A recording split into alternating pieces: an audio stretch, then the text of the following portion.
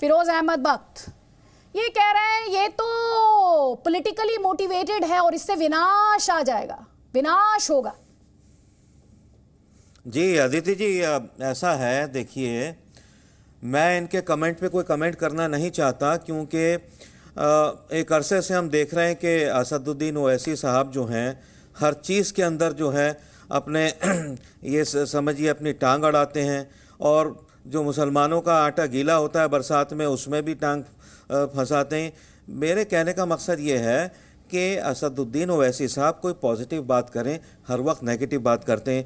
अच्छा, मदरसों का इन्होंने कहा विनाश के लिए सर्वे किया जा रहा है। मैं बता दूं आपको वक़ार साहब कि ये विनाश के लिए नहीं, उत्थान के लिए सर्वे किया जा रहा है। हर सरकार को पूरा राइट है। अगर आप कहें भी दूसरे स्कूलों का, हिंदी मीडियम स्कूलों का, कॉलेजेस का सर्वे नहीं होता, हर एक का सर्वे होता है। मदरसों का सर्वे आज तक नहीं हुआ था। बहुत अच्छी बात है कि अब ये सर्वे हो रहा है। ये सर्वे तो मेरे ख्याल से 10-20 साल से पहले शुरू हो जाना चाहिए था। पहली बात नहीं, मैं मेरी बात पूरी सुन ले वक़ार साहब, मैं आपके बीच में नहीं बोल रहा था, थोड़ा सा सब्र और तहम्मुल से काम लीजिए, मैं बात पूरी कर लूँ। और मैं बता दूं ये सर्वे क्यों किया जा रहा है। ये सर्वे इसलिए नहीं किया जा रहा कि जो प्राइवेट मदरसे हैं उनको बंद कर दिया जाएगा।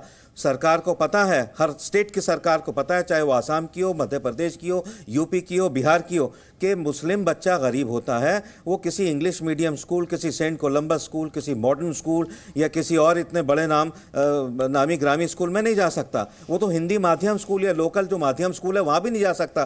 तो बेचारा बच्चा कहाँ जाएगा, मदरसे जाएगा।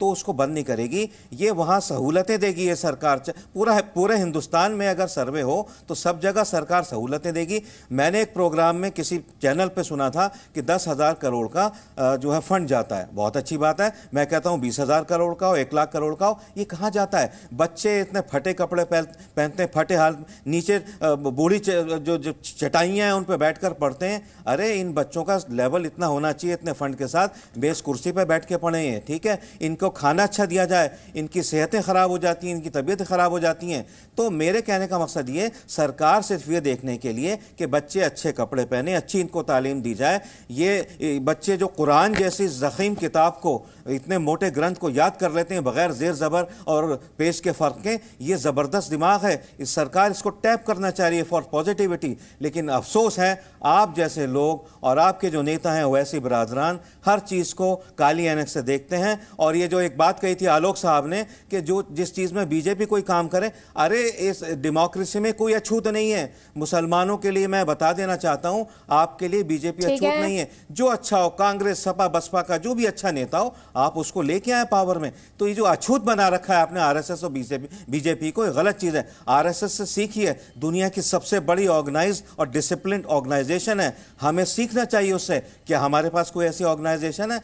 मुझे बताइए आप। तो मैं कहता हूं सरकार जो है वो मदरसों को बढ़ाने के लिए, मदरसों को आगे बढ़ाने के लिए ये काम कर रही है। और आखिर में एक बात कह के अदिति, मुझे 5 सेकंड दे दो, कि अगर नेशनल सिक्योरिटी पे कोई आंच आएगी, जैसे आसाम में कुछ शिकायत आई थी कि अंसारुल बंगला से कुछ एक आध मदरसा जुड़ा हुआ था, या इस तरह से, मैं समझता हूँ ये चीज़ ठीक नहीं है। या आईसिस से, आखिर में कह के बात को ख़त्म करूँगा, किसी भी मदरसे में ये तालीम नहीं दी जाती कि सर तन से जुदा।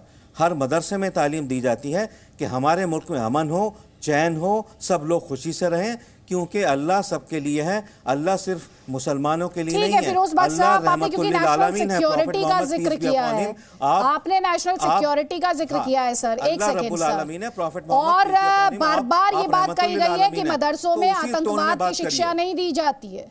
लेकिन कई बार ऐसा देखा गया है, कुछ ऐसे इंसिडेंट्स हुए हैं जब आतंकी घटना के लिंक को मदरसे से जुड़ने के उसके आरोप लगे हैं। कुछ आंकड़े हैं, कुछ इंसिडेंट्स हैं जिनके बाद सोचने की जरूरत है। सब मदरसों की बात यहां कोई नहीं कर रहा है।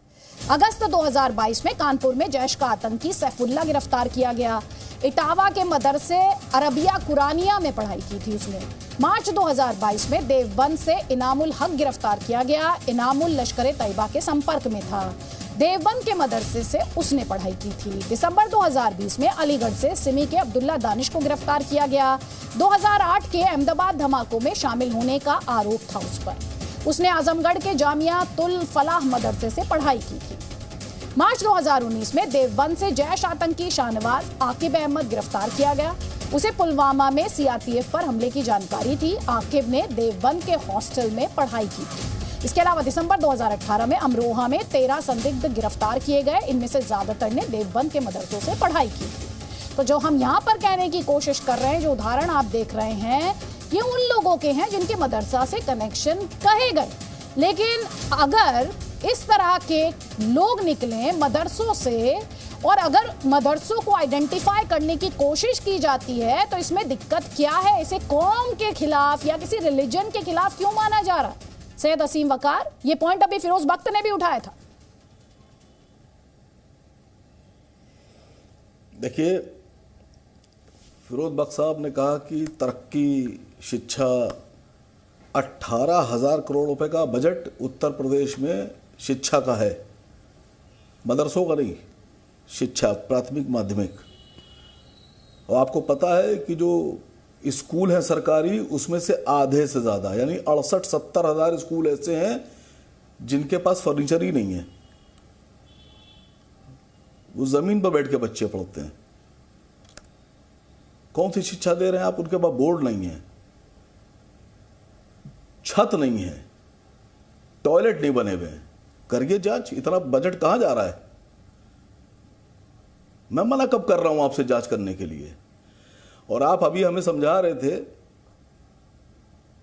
पूरे हिंदुस्तान में अकबरुद्दीन ओवैसी साहब अपने पैसे से, अपने बजट से जमीन खरीद कर उस पर अपने पैसे से बिल्डिंग बनाकर 10 इंटर कॉलेज चलाते हैं, जिसमें 17,000 से ज्यादा बच्चे फ्री में पढ़ रहे हैं, जिनसे फीस नहीं ली जाती है, वो जिनका अच्छा काम कर रहे हैं। लेकिन ये जो प्रोग्राम है उनके पेंसिल रबड़ सब मुफ्त है। साहब के एडवर्टीजमेंट का नहीं है सर, मैं वो कर रहे हैं, अच्छा कर रहे हैं। लेकिन जो वो जहर उगलते हैं, जो हिंदुस्तान में आग लगाते हैं, अब आप इस तरह बहस कराइएगा, सीधा बोलते हैं, क्या वो अच्छा करते हैं? अब आप इस तरह भी बहस कराइएगा। मेरी बात सुनिए, ये प्रोग्राम उनकी बड़ाई करने के लिए नहीं है। अब आप इस तरह बहस कराइएगा। उनकी बड़ाई कर सकते हैं। मैं आपसे पूछ रहा हूं, मैं तो आपसे नहीं बोला। ठीक है, कुछ अच्छा काम करते हैं, एक सेकंड रुक जाइए फिरोज बख्त जी, प्लीज पैसा देते हैं, रुक जाइए, बच्चों की मदद करते हैं। एक सेकंड रुक जाइए ना सर, आपने अपनी बात रख ली ना, उसी बात को बार बार बोलने की जरूरत नहीं है। सैयद असीम वकार, सुनिए, एडवर्टाइजमेंट के लिए प्रोग्राम तो है नहीं, वो जो बात उन्होंने उठाई। और दूसरी बात सुन लीजिए, मेरी बात सुन लीजिए। आप कह रहे, आप पूछ रहे थे मुझसे, मैं बता रही हूं आपको, दूसरे की मैली शर्ट बताकर या दिखाकर अपनी शर्ट की सफेदी या चमकार नहीं बढ़ाई जाती। तो आप मुद्दे पर बस यही तो मैं कह रहा हूं आप लोगों से। हाँ, यही मैं आपको कह रही हूं, बस यही मैं कह रहा हूं, यही मैं आपको कह रही हूं कि मदरसे के सर्वे पर रहिए। कि आप समझ में आया आपके? नहीं, मेरी समझ में तो बहुत पहले से है। सुनिए, मुझे आपको समझाना पड़ा। और जल्दी से 30 सेकंड सर, मेरे साथ 3 गेस्ट और हैं, जल्दी जल्दी प्लीज। अरे आप ही से बात कर रहा हूं मैं। हाँ करिए, मैं भी सुन रही हूं। पकड़ा गया, फला जगह से पकड़ा गया। मैं इनकार कब कर रहा हूं? मैं इनकार नहीं कर रहा हूं, आतंकवादी जहां होगा पकड़ा जाएगा। लेकिन आतंकवाद का आरोप तो साध्वी पर भी है, उसको तो आपने एमपी बना दिया। और आतंकवाद का आरोप तो भावेश पटेल, देवेंद्र गुप्ता, सुनील जोशी पर भी था, आरएसएस के प्रचारक। तो क्या आप सारे ऑफिस तोड़ दीजिएगा उनके? उनको तो जेल हुई, उनको उम्र कैद की सजा हुई। अब ये फिर वही बात है कि दूसरे की मैली कमीज दिखाने की कोशिश और अपनी चमकार बढ़ाने की कोशिश। आपकी कमीज नाम नहीं लिया आपने? आपकी कमीज साफ नहीं होगी, इससे कमीज साफ नहीं होगी सर। आप मुद्दे पर नहीं बोल रहे। मैं आपकी कमीज, आपको मुद्दे पर बात करने के लिए नहीं कर रहा हूं। अरे नहीं सर, कोई बात नहीं, वैसे भी मैंने ब्लैक पहना हुआ है। मैं तो आपकी कमीज जो आप छुपा रही थी वो दिखा रहा था। ध्यान से, मैंने ब्लैक पहना हुआ है। आप अपनी कमीज छुपाए ले रही थी, बस आप अपनी सफेदी को बैग में रखकर छुपा रही थी, वो दिखा रहा था आपकी कमीज। बरकरार रखिए। आप एंकर से लड़ने लग जाते हैं सर, मेरे से लड़ने से वोट नहीं मिलेगा, ओपोनेंट से लड़िए। एंकर खुद ही कूदा पड़ रहा है बीच में। आपसे सवाल पूछ रहा है एंकर, सवाल पूछ रहा है आपसे, और आप सवालों से परे नहीं है। आप सवालों से परे नहीं है, आपको सवालों के जवाब देने के लिए बुलाया सैयद असीम वकार, इससे मैं डरती नहीं हूं। अरे आप खुद ही कूद पड़ती है बीच में। अब आप क्या बीजेपी प्रवक्ता नहीं, क्या करिएगा?